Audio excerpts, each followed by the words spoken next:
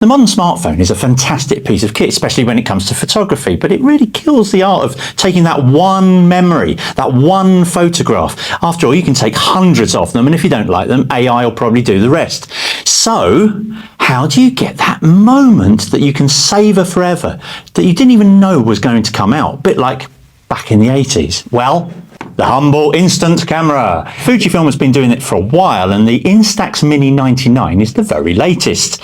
It's basically their replacement to something that's a bit of a decade old now, the Instax Mini 90, and it comes with quite a few new features. Ironically, quite a few new features are inspired by smartphone apps. So it's taken the digital world back into the analog, and I love it. You basically get the camera itself, which has 3 focal lengths, which are great for selfie photography, fairly close photography, and then distant photography.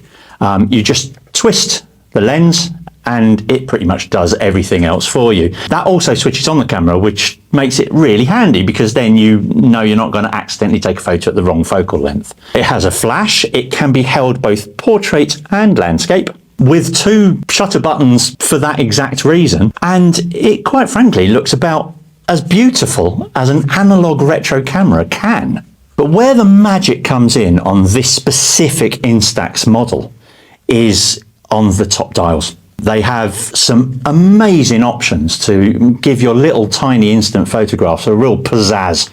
There's a top dial on the left which has multiple color options. Now this is new to the range. This has not been done before, so you can effectively color your images either green or warm or light blue, or add more light to them, or even bleach yourself out if you don't quite want those wrinkles being shown. Inside the back of the camera, there are even 4 LEDs that you can actually activate to give additional light bleed to your photographs. Now, of course, this was a burden of photographers some time ago. Now it's a feature. On the other side, we also have some brightness controls for different circumstances, but there is even more than that. There are also buttons on the back that you can access the menus so you can take other shots. So you can have slow exposure shots, or you can basically do double exposures as well. So there's a hell of a lot of variety to take your one photograph. But of course it's an instant camera, so you just need to buy packs of instant film,